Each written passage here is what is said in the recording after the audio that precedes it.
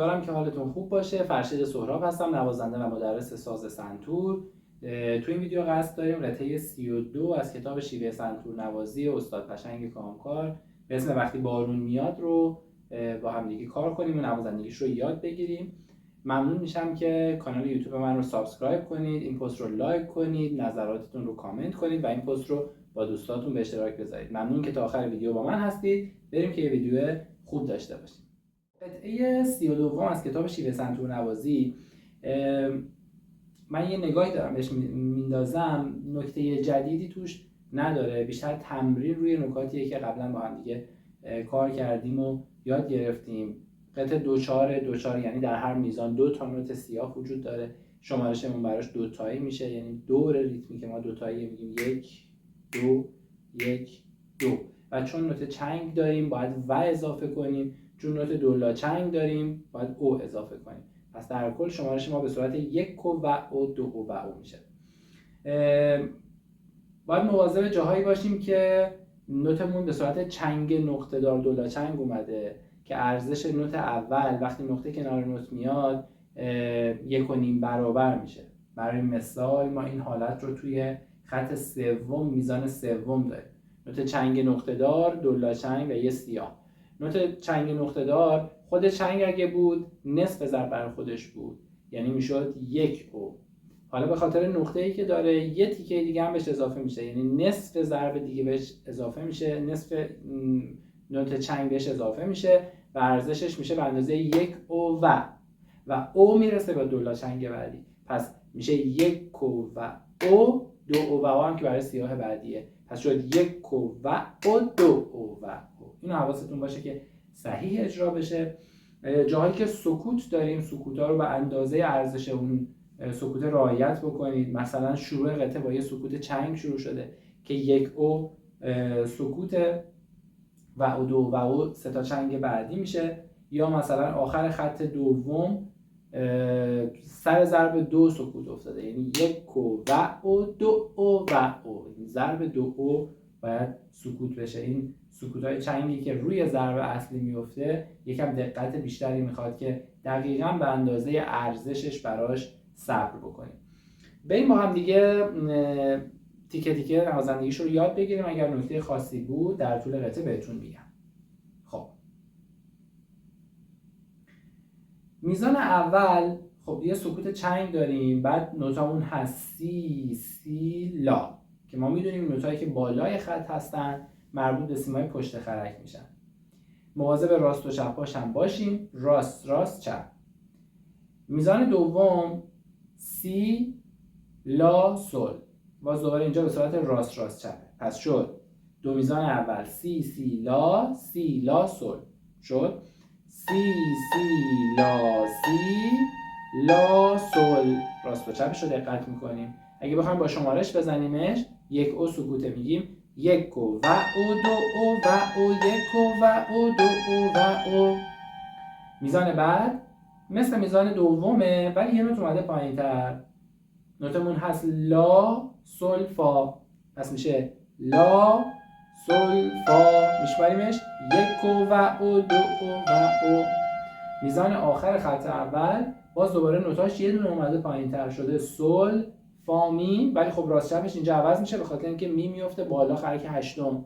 یادمون باشه می همیشه خرک هشتم میخوره. این قاعده ایه که از اول ما تو این قطعه تو این کتاب با هم دیگه این قرار رو گذاشتیم که همیشه میا خرک هشتم بخوره، فقط زمانی که علامت کرون داشته باشه روی خرک اول میزنیمش. پس یادتون باشه که می رو باید خرک هشتم بزنیم. به خاطر اینکه اینجا نوتمون رفته بالا مجبور شده که راست و چپ رو تغییر بده. سل رو با دست راست میزنیم، فا رو با دست چپ، می رو دوباره با دست راست، میشه سل فا می. مثلا اگه من بخوام کل خط اول رو اجرا بکنم به این شکل میشه 1 او و او، 2 او و او، 1 او و او، 2 و 1 او و او، 2 و او، 1 او و او، 2 و او. دو میزان اول خط دوم جمله رو کامل میکنه. نوتامون هست فا فا فا می ره می. نوت دولاچنگ داریم اینجا، فا فا فا 3 تا نوت چنگه، می ره 2 تا دولاچنگه، می بعدی هم که سیاهه. پس میشه دقت کنید دو دست چپ شروع شده میشه فا فا فا می ره می. بشماریمش میشه یک و دو و یک و دو و. اینجا یه جمله کامل شد که حالا دو خط تکرار داریم، باید از اول تا اینجا رو دوباره تکرار بکنیم. من یه دور این جمله رو براتون اجرا میکنم. یک و دو و یک و دو و یک و دو و یک و دو و یک و دو و یک و دو و یک و دو و یک و دو و یک و دو و یک و دو و یک و دو و. میریم سراغ جمله بعد. خط دوم میزان سوم، از اونجایی که دو خط تکرار باز شده نوتامون هست می می سکوت ره، میزان بعدی دو سی. پس شد می می سکوت ره دو سی. با شمارش اگه بخوایم بزنیمش دقت کنید ضرب شماره دو سکوته. میگیم یک و دو و یک و دو و. یه بار دیگه میزنیمش یک و دو و یک و دو و. دو میزان بعد یعنی میزان آخر خط دوم و میزان اول خط سوم نوتش هست سل سل سکوت فا می. پس میشه سل سل سکوت فا می. پس این جمله رو اگه بخوایم کامل اجرا بکنیم از میزان سوم خط دوم به این شکل میشه یک و دو و یک و دو و یک و دو و یک و دو و یک و دو و یک و دو و یک و دو و. میریم قسمت بعد که نوشته جواب. نوتامون هست دو میزانی میخونم جمله های این قسمت دو میزانیه. سل سل سل لا سل فا می. اینجا سل نوت چنگ نقطه داره کششش بیشتر میشه. فا که دولا چنگه میشسته به نوت بعد از خودش میشه سل فا می. پس شد سل سل سل لا سل فا می. سل سل سل لا سل فا می.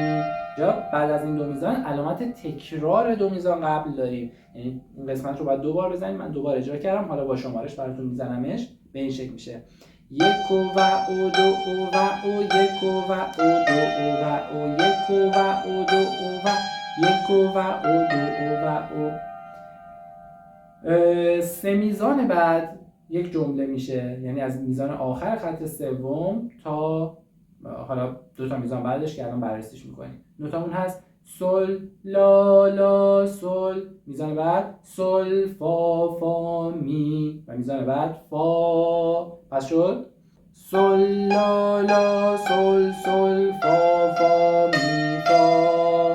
با شمارش به این شکل میشه یک و دو و یک و دو و یک و دو و. چیزی که اینجا خیلی مهمه اینه که این دو تا چپه که رو فا میفته دقیقاً مثل خودش رعایت بشه. یعنی میشه راست چپ راست چپ راست چپ چپ راست چپ. پس این دو تا چپه رو دقت کنید سر جای خودش صحیح بزنیدش. پس از اون قسمتی که نوشته جواب الان یه جمله شکل گرفت. میشد سل سل سل لا سل فا می. یک و دو و یک و دو و یک و دو و یک و دو و یک و دو و. میریم سراغ جمله بعد. خط چهارم میزان سوم. نوتامون هست فا فا فا سل فا میره. فا فا فا سل فا میره. اینجا نکته‌ای که وجود داره اینه که سه تا فای اول خرک دوم پشت خرک میخوره، چون قرارمون این بود که همیشه فاهایی که روی خط پنجم نوشته میشن خرک دوم پشت خرک بخورن، ولی فایی که توی میزان بعد داریم به خاطر اینکه بالاش 9 نوشته میره روی خرک نهم سیمای سفید میخوره. اینو دقت کنید که رعایتش بکنید. پس شد فا فا فا سل فا میره. فا فا فا سل فا میره. اینو اگه من بخوام با شمارش اجرا بکنم درست مثل جمله قبل ولی یه نوت اومده پایین‌تر. یک و دو و یک و دو و یک و دو و یک و دو و. خط پنجم سه تا میزانش یه جمله میشه. از اولش نوتامون هست فا سل سل فا می می ره می. به راست و چپش توجه بکنید، دقیقا مثل خودش بزنید. فا سل سل فا می می ره می. اینجا دقت کنید بالای فا یه دو نوشته، این دو رو برای تاکید نوشته، چون قبلش فا 9 شده بود رفتیم رو خرک نهم زدیم. اینجا برای تاکید میگه دقت کنید که اینجا فا رو باید خرک دوم بزنیم، اگه نذاشته بود هم باز دوباره خرک دوم میزنیم، فقط زمانی بالا میزنیم که بالاش 9 نوشته باشه. پس این جمله از خط چهارم میزان سوم به این شکل شد فا فا فا سل فا می ره یک و دو و یک و دو و یک و دو و یک و دو و یک و دو و یه خط پنجم میزان چهارم خودش تنهاست، میشه می سل می سل یک و دو و بعد ادامه سه میزان بعد تکرار جمله قبله فا سل سل فا می می ره می، که اینجا دیگه راست چپ بالاش نذاشته چون دقیقاً تکرار قبلیه، راست و چپش هم مثل قبل اجرا میشه فا سل سل فا می می ره می و بعد ادامه تکرار بالای دوباره می می ره دو سی سل سل فا می، باز دوباره اینجا راست چپ نذاشته مثل بالاست می می ره دو سی سل سل فا می، تکرار می می ره دو سی سل سل فا می. خیلی خوب، من یه دور از اول تا آخر قطعه رو براتون اجرا میکنم که ببینید به چه شکل میشه. اولش با سکوته، یک و سکوت از و شروع میکنیم. یک و دو و یک و دو و یک و دو و یک و دو و یک و دو و یک و دو و یک و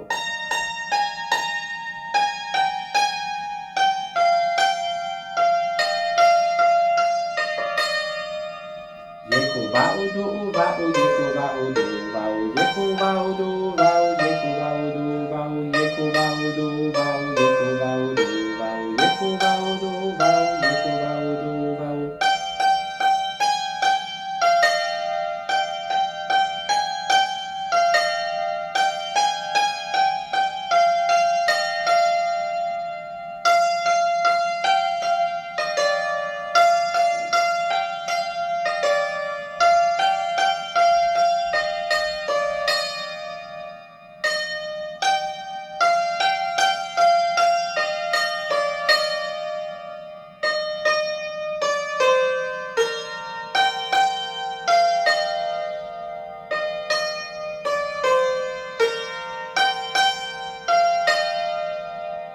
خیلی خوب. اگه بخوایم این قطعه رو با مترونوم بزنیم، سرعت رو برامون مشخص کرده 80، پس مترونوم رو تنظیم میکنیم رو سرعت 80 دو ضربی و ما میدونیم که مترونوم فقط ضربه اصلی رو بهمون میده و او اینا رو باید خودمون بینش اضافه بکنیم.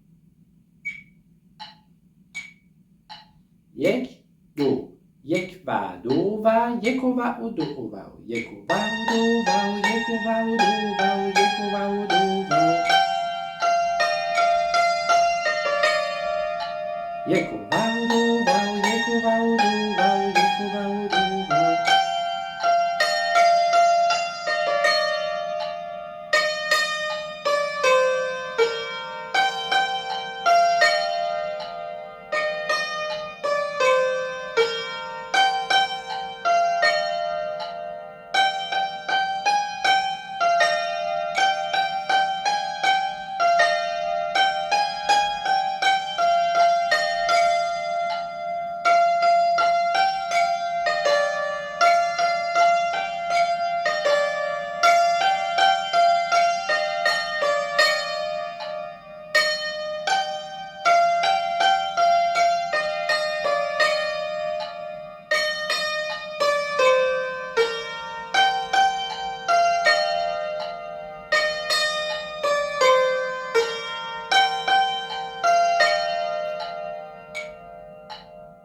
اینم از اجرای با مترونومش.